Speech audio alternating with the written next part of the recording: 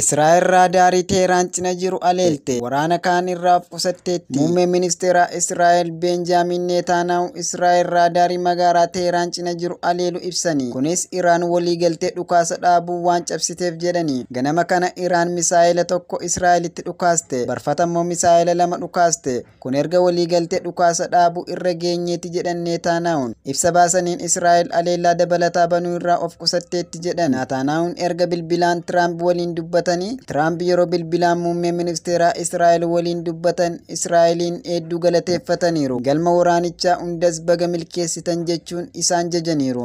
Ibsa Israa'el kenniteen Tiraamp tasgabbii dhukaasa dhaabuun fidu irraas amantaa guutuu qabu jedhan. Teheraan ammoo misaa'ila haaraa Israa'elitti dhukaasuu haalteetti. Doonaald Tiraamp waliigalteen dhukaasa dhaabuu hojiirra ooleera jedhani.